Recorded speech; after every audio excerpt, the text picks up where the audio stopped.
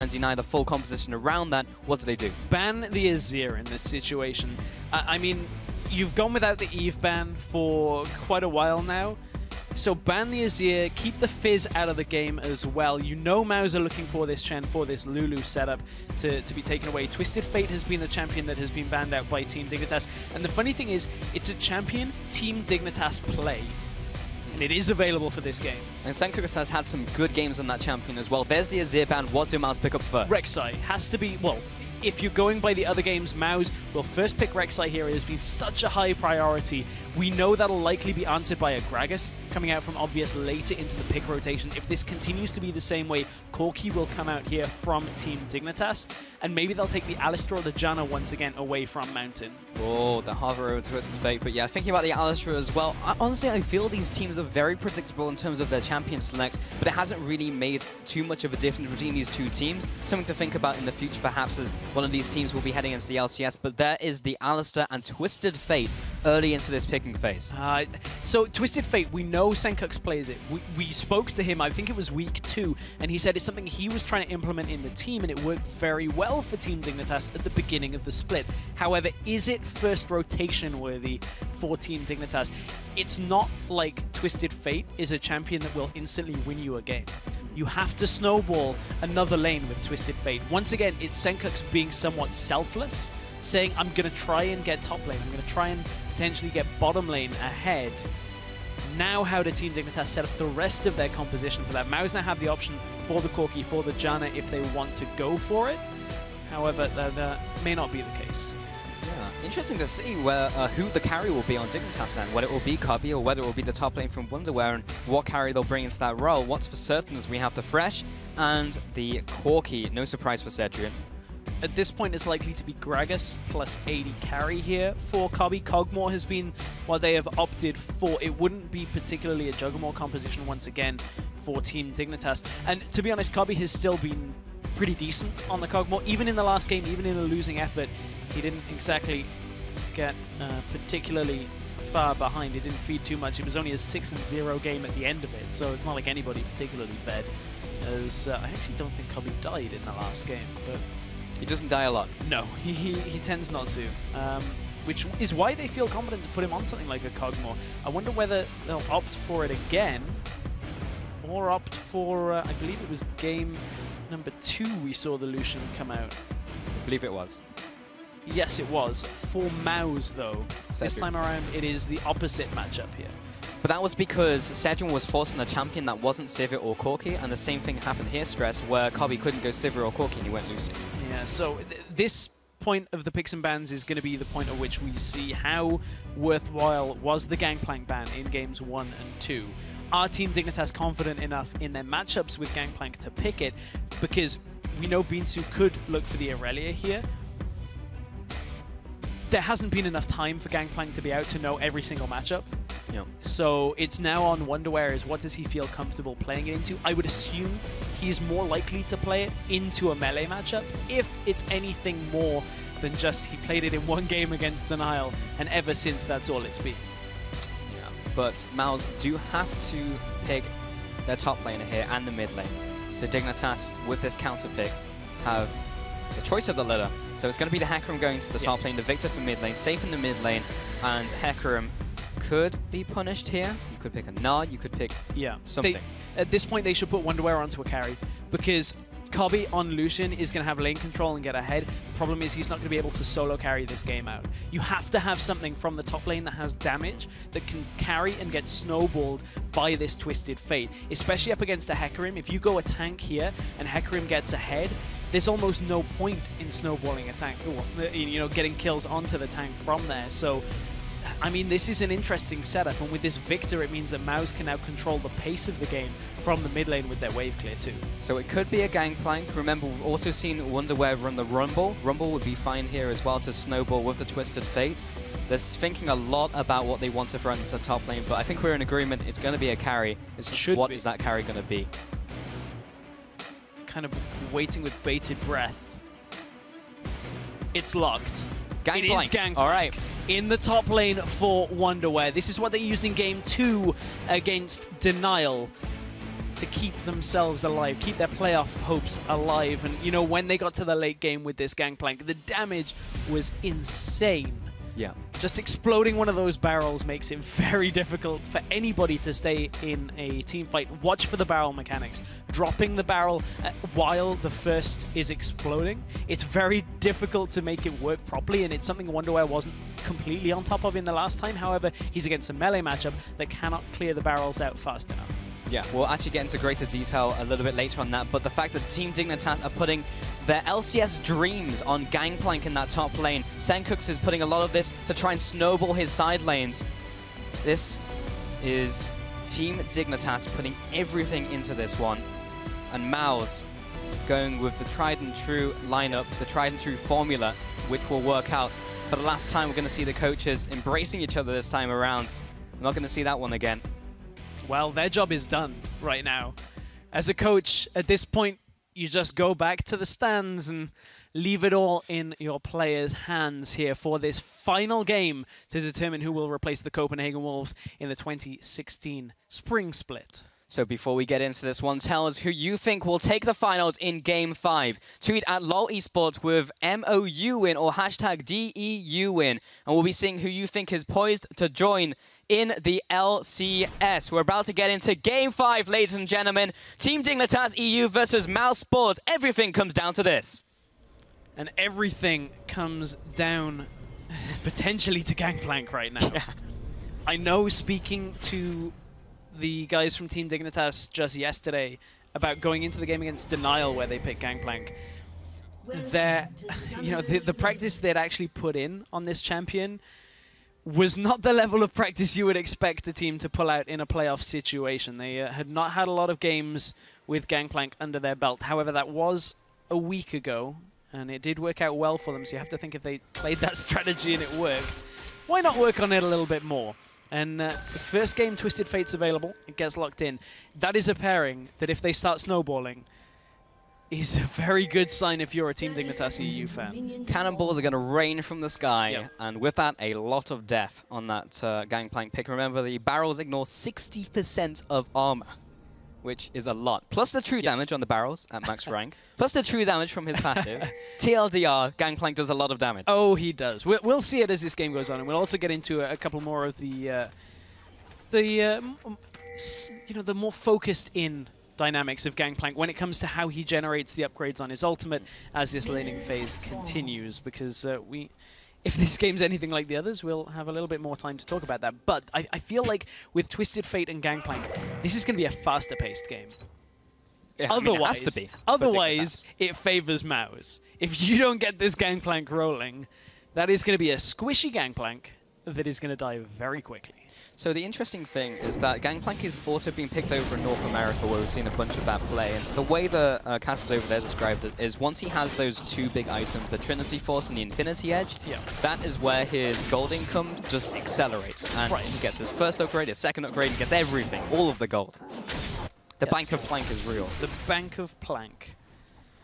It's a far cry from what Gangplank used to be, because that was not picked very often, unless you Cabochard, in which case he went for Runeglaive, but that was really one of the only other competitive Gangplank performances in recent times, but that was before the rework, before Tobias and Malcolm had their way. Should I say misfortune as well? But that was some misfortune. But yeah, I also want to see what he puts his Silver Serpent into and what he goes for the upgrades, because Death's Daughter is what everyone assumes was the right choice. People do in solo queue, but in North America, we saw them go for the Raised Morale, which is the extra movement speed, gives you 40%, and the increased fire rate. And the other thing to keep track of is Nisbeth gets hooked in. He's going to get chunked fairly heavily in the beginning of this laning phase. The other thing to keep in your mind at that is it's a massive area that slows enemies. It's about a 30% slow. So that's what we saw Team Dignitas do very well when they played against Denial, is in the fights, just put it down as a slow with extra damage. Remember, the damage from Gangplank's ultimate has now been normalized and was a very long time ago. It used to be sporadic where the cannonballs landed. Now it just kind of falls in sheets. So it is normalized. Well, I mean, in waves, a little bit, but you know, there's kind of like this pulsating, I'm not going to use that word because your pulse, but you know, it kind of just like falls and almost, yeah, you know what I'm getting at. I know what you mean, Stress. It's fine. I'm sure the people at home as well do. But in I don't think so. Yeah, but Dan was trying for that gank in the middle lane. He's going to cycle all the way around and try again. He didn't burn a summoner from Sencooks. He didn't get Ghost or Flash, but he might this time around. He has the extra tunnel set up, and actually Sencooks went onto the end point of the other tunnel. He would have been able to use both. Yeah, he would have, but you know, this is trying to punish Sencooks for the pretty obvious setup that the Twisted Fate into a Victor has. Twisted Fate, you use a number of red cards early to shove into the enemy wave so that Victor can't just push you in.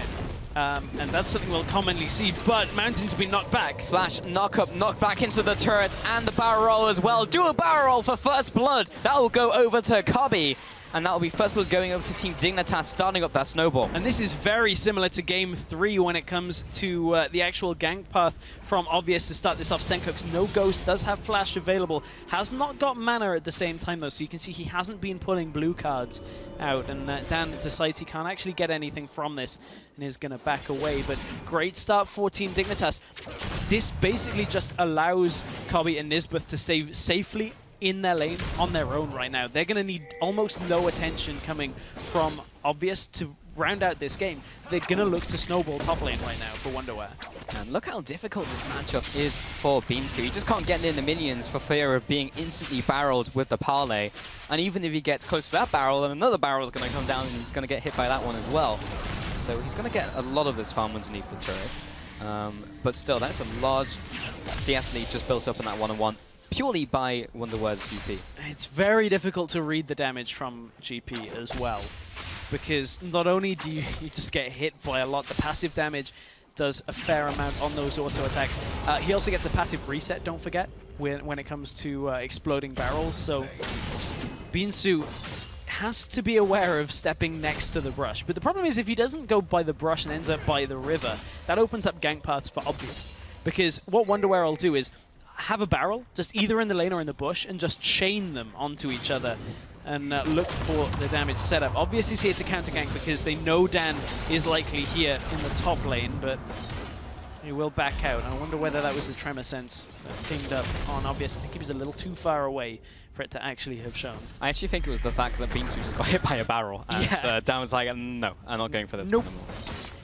This is what we were kind of expecting, though. Melee matchups struggle so hard to clear the barrels out from Gangplank, and if he places them where you're going to try and farm off your own, off the enemy melee minions, like look, he can't really go aggressive onto these minions because he's just going to get parlayed down, and Beansu, if he tries to clear it, Wonderwear just shoots it. It's such a basic fact in this matchup that Beansu is going to struggle with. The hunter has become the hunted for the longest time. Hecarim, that big bully against melee matchups. And now the new dog has arrived. Gangplank has gone back to base, picked up the Sheen as his first item, as we were talking about earlier. Trinity Force and Infinity Edge are typically the item builds. Past that, you can build basically whatever. It's just all about that core. Now, Nisbet and Cobby, along with the rest of the lineup from Dignitas, closing in around this dragon. Could be the first dragon of the game going over to them. And with Dan out of vision range, there's not a whole lot that Mars can do about it. And bottom lane got shoved in as well to begin this playoff. So Team Dignitas are utilizing their strengths across the map.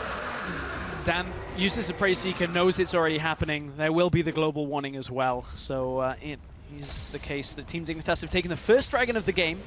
And if we get to 5 here, Team Dignitas will get there faster. But certainly, that is a long way off if any of the other games have told us anything. Sencooks has his ultimate available, so watch for that first ult, but that's a hook in bottom lane.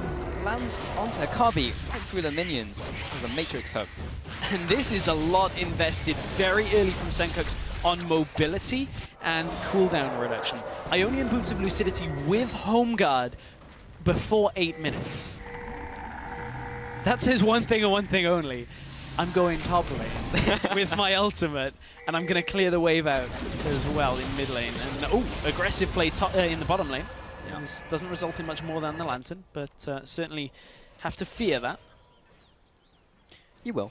at some point. Also, as Senkux has his ultimate, that's added pressure on both top lane and bottom lane, and more specifically bottom lane. Mountain does get CC'd up. There's the ultimate coming in. The cannon barrage makes sure he's not going anywhere, and that's the second kill of the game over to Kobe. Well, they knew Mountain had no flash available. It's just coming up now, so that does make it a much easier gank for Senkux to go for, and he's already making his way back to the lane, so Senkux does not anticipate spending a lot of time outside of this middle lane when he does move around to other lanes. So at this point, Kobe is the one that they're actually snowballing pretty heavily here. It's, oh, wow, okay, it's because Wonderware can do whatever he wants in this lane. There is no need anymore to look for this Gangplank. Even, you know, it's so difficult to tell what damage Gangplank has at different points in the game that even I get very confused by, oh, does Gangplank have enough? Oh, okay, 100 he half-healthed it. Okay, got it. So even watching the game is difficult to tell how much damage Gangplank has.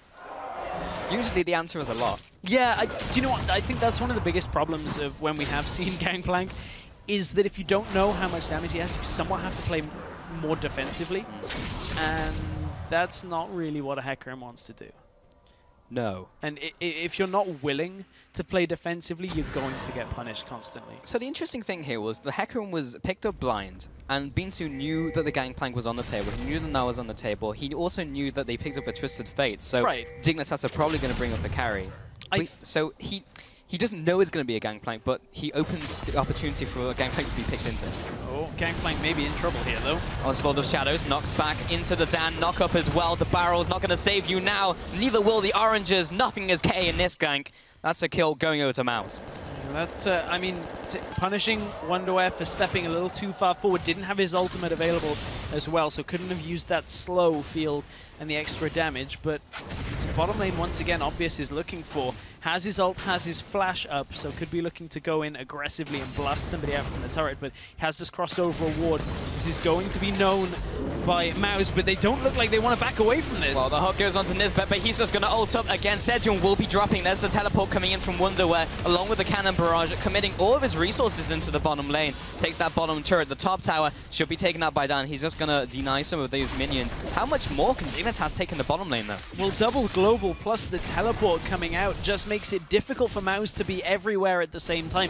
Dan is going to look to push up for the top tower. Will get it, but they're trading the inner tower for it as well. This is a very similar play to what we saw in the game against Denial, where Team Dignitas just had such an ability to push. Dan coming in from the side flanks. Obvious puts down the barrel. Wonderware may be caught out here looking for this hook. They need some form of CC to land onto him. Binsu does not have the ultimate. Good barrel for the disengage onto both the Hecarim and the Rek'Sai. Another barrel roll will put the slow down onto Dan. And that has left mid lane exposed, and Senkux will start dealing the damage. Yeah, Senkux didn't even look to use his ultimate because he knew the team could get away from that with the Gragas to disengage. At this point, Cedrin goes forward, isn't going to connect with the rocket, and Senkux is safe in this setup. Very safe.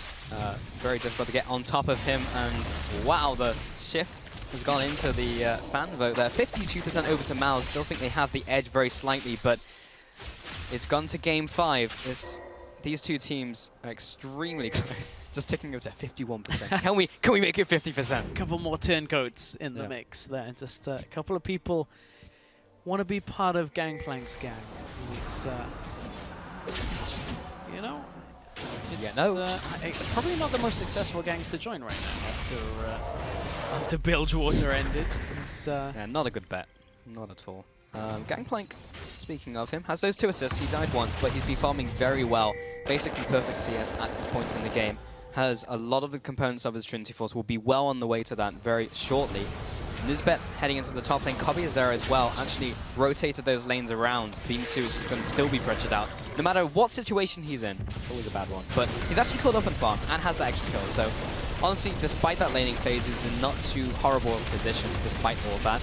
The ultimate was used in the mid lane from Wonder, where the tower's going to die before it can do too much more from Dan, plus the stun from Senkux. So good exchange in the mid lane as the top tower will fall regardless to Dignitas. So lots of trades in terms of objectives. 3 over to Dignitas, 2 over to Mouse, the first Dragon over to Dignitas as well. Lots of action in the early game. And a lot of it, as you alluded to, in favor of the Team Dignitas squad, in favor of the Danish squad. So they're looking to build themselves a very solid lead here as the second dragon does spawn.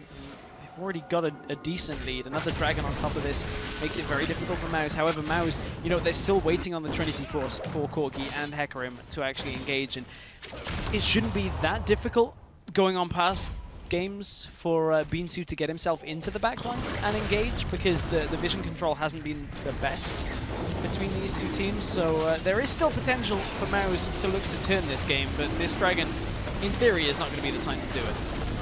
This is going to be a pre-seeker coming across. Wow, okay. That could have been the time to do it. Too close for comfort. That's the one that if Dan had gone in, that would have been a smite steal, but you know, you can't really anticipate that the jungler is going to miss smite and the Twisted Fate's going to get it. Pre-seeker was almost at a very good time for it as well. Still, not today. Senkux, Kobe, and Nisbet pushing down the middle lane. Should be able to take this tower out very quickly. Plus the Sheen, yeah, that's a dead turret. 4 towers over to Dignitas in 14 minutes, almost 15 minutes into the game. They're accelerating their gold lead so incredibly quickly. Oh, they really are. And, you know, Team Dignitas, with this Gangplank setup, it had been banned out in pretty much every game other than Game 4 up until this point. And this is Game 5. You're once again putting it all on the line with a champion that has only been out a handful of weeks. We've only had a limited amount of time to practice him in scrims, so it feels like Team Dignitas put some work into it this week, certainly. Either that or they are good at bluffing about rolling the dice. They are. So that is the Trinity Force picked up by Wonderwear in the top lane. He's picked up a longsword. Wonder what that's going to go into, along with the boots. Does not change the focus just yet. Senkux in the bottom lane is now split pushing, has of course the Destiny available. Wonderwear is going to be there. He's going to send his Shifter to help with his cannon barrage. By the way, he has around 450 Silver Serpents right now, so he's close to his first upgrade. Okay, we're nearing the time at which we see what he upgrades. B2 finally manages to clear out a barrel. But, now Wonderwear may be in trouble. He has got his ult, has got Flash as well. Has an orange. Doesn't use his ult, does use Flash though. Ult wouldn't have been too helpful at that point because Hecarim was already on top of him. Senkux is heading up towards the mid lane, has his ult available. Oh, there's the blast out. Ultimate onto 3 players, but it's kind of separated them away from the Gangplank ultimate. Mountain has been caught out here. There's the culling coming through, in from Kobe. And meanwhile, Sayo's trying to get the dunk down onto Senkux, but doesn't have the damage just yet on Victor. Nisbet and Wonderwear pushing forwards into the middle lane. That's a 1-0 over to Dignitas. How much can they capitalize off that, though, at 16 minutes? Well, their ability to push towers is pretty strong right now, and they are looking for this mid tower. However, where is the wave clear?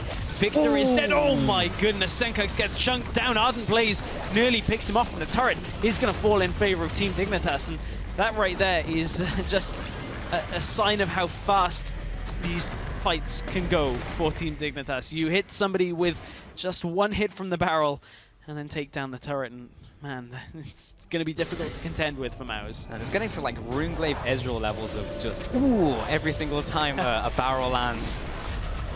It's such a large amount of damage. All right, so he's gone back to base. What is the upgrade? No, he didn't spend it. He's got 580 silver serpents. Oh wait, no, he has to come back to you. Yeah, I was going to say, he is in the bottom lane, Pulse. It's okay. We're not going crazy yet. Here's the engage once again, and Dan, they blast back into the team. Senkux with a somewhat reserved ultimate into his own team, which is actually not too bad considering the rest of the setup for this fight. Forced to flash over the wall, however, to get in range of Sayo because he's a little impatient for Nisbet catching up there. Does manage to stay alive, but then we saw the Gangplank damage come in droves. Come in barrels. Come in barrels, yeah. You know, I'm a little unhappy. Why is that stress? Oh, flash into the mid lane. Well, Sayo's going to be unhappy in a second. Takes the Fresh Express. Will get him to safety, but has to... actually doesn't burn up. Close. That explosive cast was a little bit ambitious from Obvious. There was no one there. It looked like he queued it up and then it just kind of whoops came out, and Gregus just can't hold on to his drink anymore. Yeah, he was just seeing double. He was just like, I'm afraid of this one. Oh. Yeah, I'm not happy, Pulse. Okay. Because this game isn't in line with lore. Because Gangplank certainly isn't armless in this game. It's got a lot of damage. I don't really have a response for that, Stress. Wonderware does have a response for Beansu. The damage from the barrel is insane. Pops the ultimate, and Beansu will have to use his Onslaught of Shadows to get away. That's a big engage tool down for Mouse. He has essentially no other way to get into a fight, or reliable way to get into a fight until the ultimate's back up. Still no reaction? No. Okay. Fine. We'll go back to split pushing. Okay. I'll leave the puns to people who are more proficient. More qualified. More qualified, yeah. Conversity. I don't know. Whatever. Anyway, down onto this red buff. We'll be taking that one. Actually, not donating it to Zedrin. I guess it is almost 20 minutes into the game. It feels like more has gone on in this game. Well, because everything's been condensed. More has gone on. More has gone on than Game 4, because at this point, I think there were about 2 or 3 kills. All of them were on Mouse's side. Team Dignitas this time 4-1 up. They are finding their groove, but at the same time, Beansu is getting a lot of farm in this and is able to keep himself ticking with regards to his items. He's well past that Trinity Force right now. Is still struggling against Wonderware, though. But it's so strange how these two teams have kind of swapped roles in this game. It's Team Dignitas that are 1-3-1, and Mouse are trying to engage. And it's going to be somewhat difficult. However, there's no real... Aside from Obvious, who is using his ultimate to engage, there's no real disengage coming out from Team Dignitas once that ultimate is down. So the engages might not be as difficult as Mouse are making up for Team Dignitas earlier today. Yeah, also double Trinity Force completed by Mouse, so they're pretty strong right now. This will be the third dragon going over! The Prey Seeker steals the dragon! This time it works! That's 2 in a row, Obvious. Come on, man. I know it's Game 5, it's been a long series, but you have got to communicate those smites a little bit better. It looks like he didn't actually have smite available. That is a big blunder coming out from Team Dignitas. I guess they were just trying to burst it, and the Prey Seeker comes in at the right time, but there was, there was a ward in that pit as well. If you're doing Dragon without smite, which probably shouldn't be doing, at least de-ward effectively. Take everything away from that pit and make it a 50-50. I mean, look, there's a ward right there. They must have seen it go down because of how fresh it is. So you're basically rolling the dice and hoping that Mouse don't get in a position to do that. Nobody blocked it either. Yeah, that's what I was going to say, Stress. No one blocked it, and Dignitas had vision of where Dan was. So they knew where he was going to Prey Seek if he was going to. I guess that is one of the struggles of playing, you know, and maybe not being particularly used to playing on the stage. This is Game 5 in the most important game that these players have played in their lives right now. Because one win here gets you into the LCS for the spring split. I mean, the pressure is probably almost unimaginable.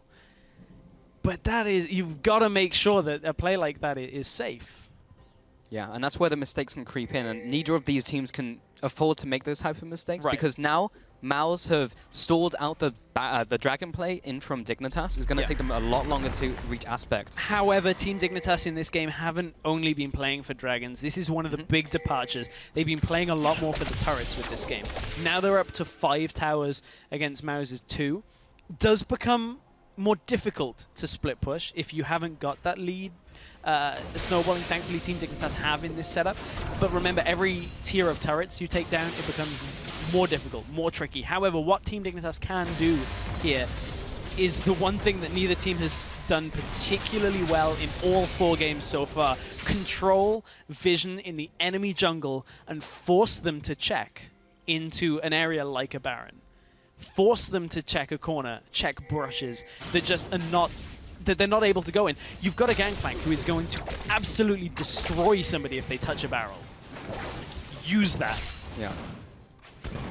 Yeah, put barrels in all of the unwarded places. Wait for someone to walk in. Blow them up. We're not quite at the core item build yet from Wonderware. But he's close. He's very close. He is. It's going to hurt a lot. I mean... Infinity Edge, extra crit damage, plus then the extra damage that comes from the barrel explosion, the 60%. I would not want to be somebody like a Sayo in this situation if you walk into one. I wonder how much it'd take for one just to one-shot somebody. I mean, this is what they have to do. This is the setup that they need. Is look, the vision control is down. Just stop moving is the key thing, because Dan knows you're there and he's just going to prey seek at that wall. The game was given away, but at the same time, MOUs, they're not going to fall for that this early, because there's no immediate threat that Team Dignitas are going for that Baron. Not only did they see them on the Tremor Sense, but right now, Team Dignitas can't commit to the Baron while everybody from MOUs is off the map. That would be just the risky play. But at the same time, the vision control is definitely here from Dig. Now a lot has been placed down by MOUs, looking for the chain reaction. However, you can't do this that effectively, because look at how well ranged carries clear the barrels out. That front barrel, if you put it down before the chain explosion is already going onto a squishy target, which is difficult to do, it makes it so incredibly obvious to read. Likewise, Team Dignitas going for the Baron. They need to the problem with this play, as Wonderware eats the orange and gets out. The problem with this play is Team Dignitas are not baiting MOUs to commit. They're baiting MOUs to check. Beansu does take some damage though, and it's going to whittle them down. You have to somehow get MOUs to come all the way down the ramp, which they're not going to do unless you let... Oh, wow. This is the time to engage. There's the ultimate coming in. The cannon barrage will cut off the escape route. Nisbet looking for the engage here, doesn't quite get it, but Dan has been cut off by Senkux. Will be tunneling through that wall. The kill onto Mountain, the chunk onto Sejin and Sayo. I'm not sure if it's enough for them to take the Baron, but I mean, Wonderware's zoning them. Yeah, Wonderware zones out with the barrels here, and that is something that they have to respect. There's no real way of getting to the Baron while a Gangplank is laying barrels in front of you. Brute force strategy came out from Dignitas there. The barrels go down. He's losing ground. Can't quite connect it. There's the stun onto Dan. That keeps him in place for a little while longer. He can't get in range. He's already committed. Sayo will take out the Gangplank. And now it's just a disengage from Dignitas. Damage control. You've taken the Baron. Don't lose too much more from this. 2-0 over to MOUs off the end of that fight, the end of that Baron.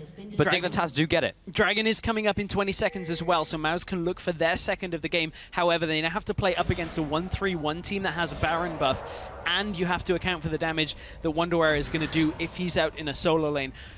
It's so difficult for MOUs to contend with the tower push, but I want to see where this went wrong. The barrels didn't chain from Wonderware. A slight misread on the positioning means that MOUs get down the ramp without taking the damage. The Baron did go over, but from there, MOUs managed to just clean up a couple of the kills here. Baron is the important thing, though. Now Dragon is live. This will either be the second or third for MOUs or Dignitas, respectively. It has been started off by Dignitas this time. The hook goes onto Obvious, and the Dragon goes over to Cobby. The smite didn't come down. He didn't have the smite. Yeah, it's risky. Well, I mean, he had just come from doing the Baron, so that is where the smite was unavailable from. But somebody has to deal with that top lane wave. It's going to be Wonderware going up there, and then Team Dignitas can get back out on the map. MOUs, this situation, although they got 2 kills from that Baron engage, this has become a lot more difficult for them to compete here, because they now have to go up against this 1-3-1. Look at the items completed. Infinity Edge up onto Gangplank. Lucian is at 2.5 items completed as well, to only 1.5 items for Corki. A lot more gold has gone over to this Lucian than Cedrian's Corki. Look at it, 189 CS on Corki to 238. So he's lost a lot of that farm to Dan once again on this Rex side. The build as well from Senkux. He's gone for the Abyssal Scepter. Oh, nice stun from Senkux. And nice barrel explosion onto Cedrian as well. But yeah, he's gone for the Abyssal Scepter so he doesn't get busted by Sayo. So he can just stun someone down, nuke them. And with this 5,000 gold that Dignitas have accrued, they're in such a good position. However, MOUs have managed to even up some of the turrets, remember. But the Baron buff is now pushing into the mid lane, the top lane. They're making sure that he can do this in every lane. Bot lane, Beansy was actually split pushing and there's no one there to stop him. But the problem is, they can't now commit the extra numbers to stop Team Dignitas. Now the teleporters come out. Mid lane is open for Dig right now. They can push onto this. They've got defensive barrels. However, look at the flank coming out. Dig have to be careful. There's the ultimate in from Beansu. Doesn't tag on to Senkux, but Wonderware actually walks into the base from MOUs. chooses that as his escape route, but that was a full commitment from Mouse to pick up that middle kill. Now they move on to the top turret. Dignitas chunk that down to half. Middle turret is about the same. So good juggle in the end from Mouse, but if Wonderwear had actually chose a different direction to run, he might have been okay. They did lose the top tower from that, so again, it's just eroding the base away from Mouse, and Mouse is still showing signs of life, though. That is one thing to keep in mind, that they commit onto the Gangplank and the Twisted Fate because they know as long as they can get to the GP, they will take at least one of the two out. And they weren't really in any danger of losing the inhibitor tower in the top lane as well. Corki was there to defend, so the decision-making from Mouse there wasn't that bad considering the situation they're in. Not right now, not at all, but kind of just scanning down the lineup from Dignitas. 3-0 and 2. Cobby, again, just having a good game on this Lucin this time around. Haven't seen him play that so far in this best of 5. As you mentioned, 2.5 items. Has picked up the Vamp Step on top of that. And now Wonder is actually opting towards a little bit of defensive stats. Gone for the Spectre's Cowl now instead of just raw damage. Yeah, so I guess he needs a little bit of that magic resist just to sit in front of Sayo. Look at how Mouse are now reacting as a unit. Binsu's heading down to the bottom lane again to try and clear that out, push it through. They will be aware of that as he did cross the crab vision. I think he cleared a pink out on his way though as well, so. This one's playing for the next dragon again, by the looks of it. Team Dignitas are on 3, and with this lead they're edging ever closer to another aspect of the dragon in this series. It has been so much about that aspect buff. Yeah, I didn't expect to be saying aspect so many times today. No, neither did I. But interesting, look at the trinkets in from Dignitas. They've gone for 4 sweepers plus a blue trinket coming in. Right.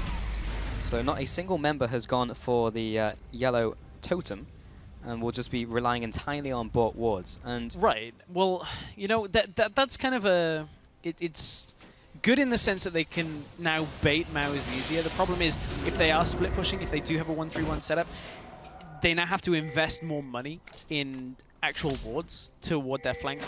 They've done an okay job of it so far. The problem is, okay, they've got double Sightstone. It leaves one of their laners now a little bit more vulnerable because you have jungler and support going around warding normally together.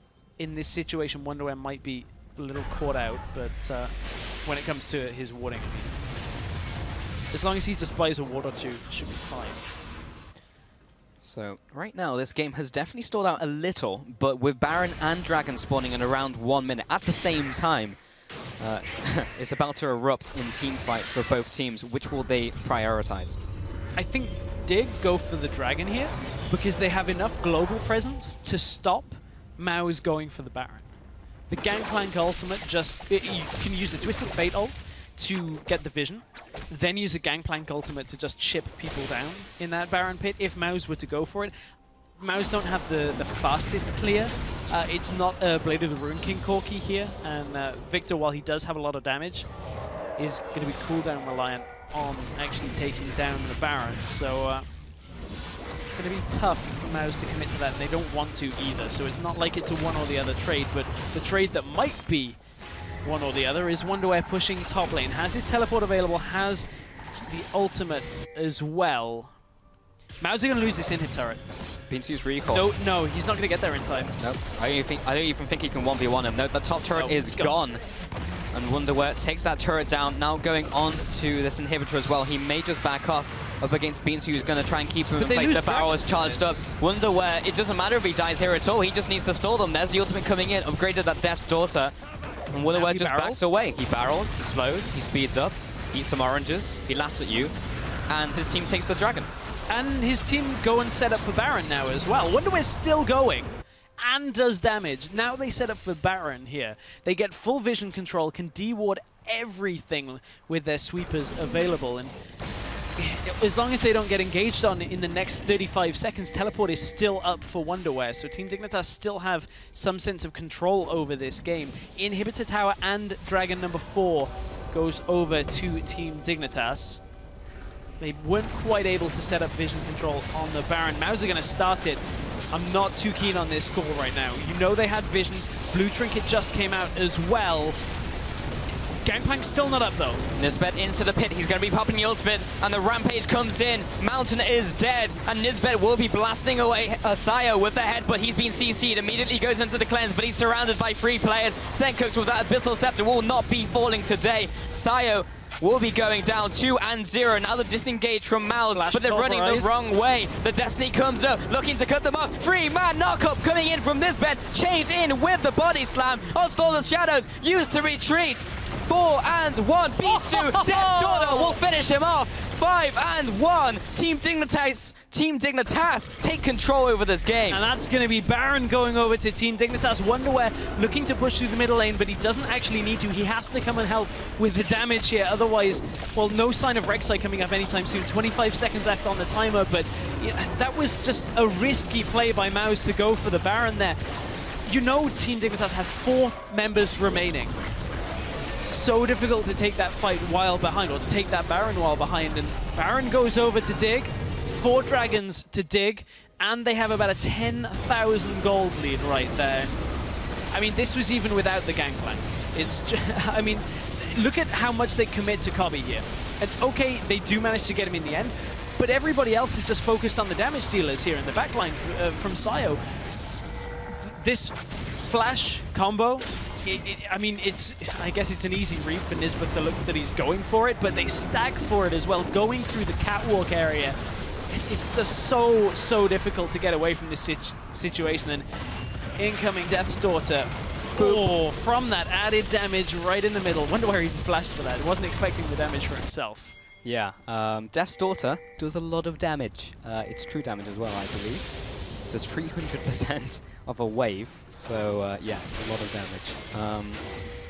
Kobe, Nisbet in the middle lane. I mean, Dignitas have utter control over this game. Oh, here comes the engage by Binsu. This is kind of a blindside onto Kobe. He takes him out. Nisbet drops low. He's got the ultimate running, but he can only keep that up for a little while longer. The Destiny, the gate has been used. And actually, Senkooks is heading towards that inhibitor. He has been spotted on the ward, however. He will be recalling. I don't think they can interrupt him in time, but that was a nice flank by Mouse. It was great flank. It looked like Dig lost their heads for a little second there. They're ahead, but they have not closed this game out yet. Now they're up against it because Mouse are looking for the mid lane turret. It's only the Gangplank and the Gragas here. Barrels are in effect to clear this wave, and Baroned up minions as well means that Mouse cannot continue to push.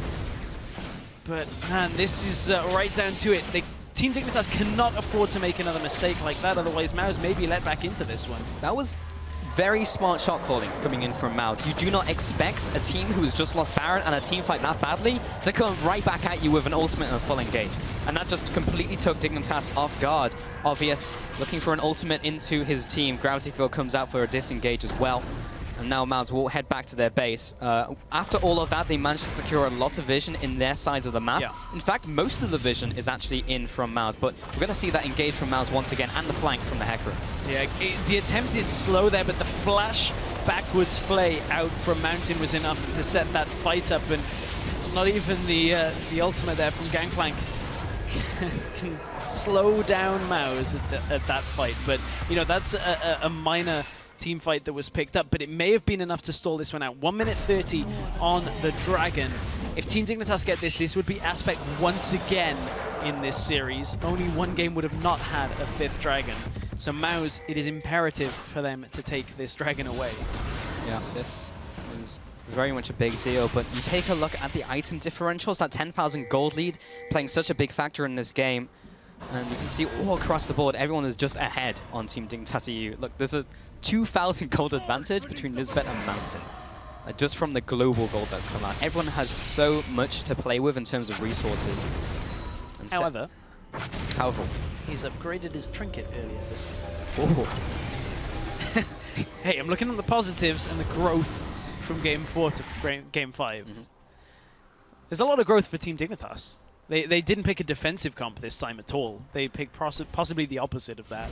Yeah, I mean, this is a completely different playstyle, a completely different composition that they've run throughout the entire series. Mouse, to their credit, have adapted fairly well. They haven't just gotten complete steamrolled, but they've played the same game that they've played in every single game so far in this series. Yeah. Slow, back, and we will let you play your game. And Dignitas have been playing that game. They have been. They have been punished a little, though, in the last couple of minutes. Now they're zoned away from Dragon. However, the Vision game only lasts for so long, because there's the Destiny.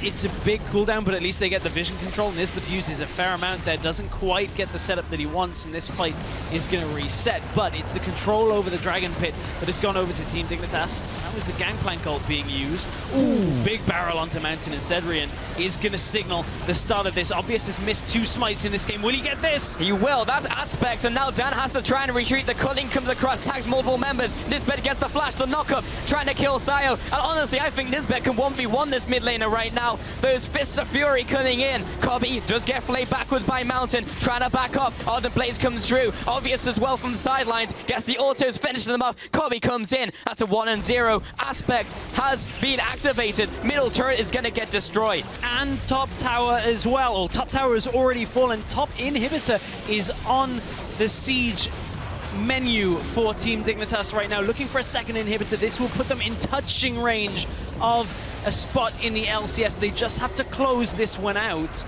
And it looks like they're going to back away, play it safe, and look for bottom lane. Baron is up in under 2 minutes. Will they need the Baron to close this out? They have Aspect running. Is it enough? They have so much damage right now coming from this setup. They do. Mountain is down for another 5 seconds. I think this bottom turret may fall down. Victor just doesn't really have the wave clear by himself. Dan actually goes for this engage here. The flank comes in for Beansu, lands the ultimate onto Kobe, but I don't think it's enough. And Nisbet, however, will drop down. That's the the top laner exchange for the support. And now Dignitas will be fine with that trade. They'll just wait for the minion wave to come in and continue the siege. Yeah, it's a patient game. Just wait for top, wait for mid lane. You only need about 30 seconds and you can ship this turret down. Ooh, flashed away from the hook. Did wonder where, rather than using that orange, but it may have been too little too late. Sayo forced to use his ultimate.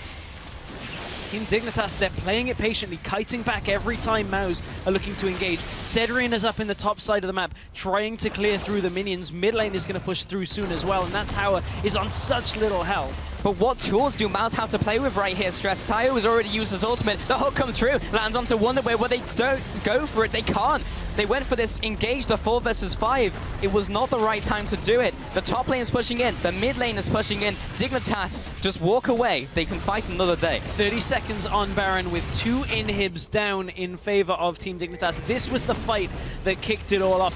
Wonderware at this point has not quite used his ult. It's about to come out on the top side on to Cedrian, I believe, but doesn't quite clip too much more. This was the setup off the barrels that chunked the both of them and led to the Dragon ultimately falling for Dignitas.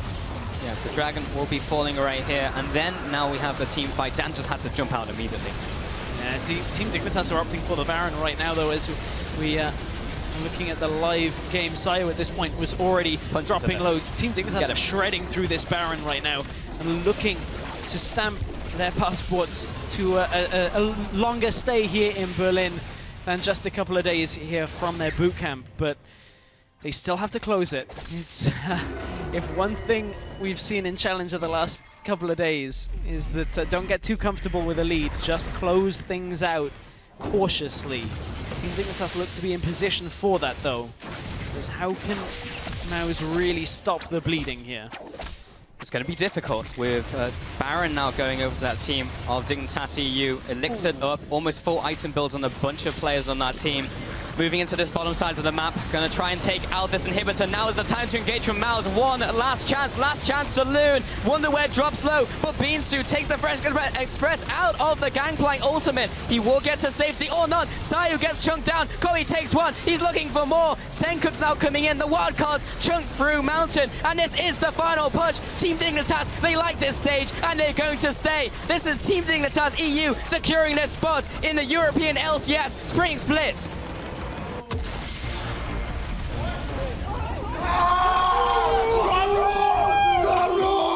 Come here, boys! Guys! Come to a 3. Come to 3, 2, 1, 2, 3. Come to! Okay, when you go shake their hands, I'm so proud of you guys. Ecstatic, the faces on Team Dignitas after that victory. They have secured their spot in Spring 2016 European LCS. A hard-fought victory there. 3-2 in that best of 5. It came down to the wire. Mouse put up the fight of their lives, but in that last game, Dignitas edge ahead. The gangplank strategy comes out again. And it seems like Mouse were right to ban the gangplank away in games 1 and 2, but it wasn't all about the top lane. Honestly, that was a team-wide strategy. Kobe getting ahead early on.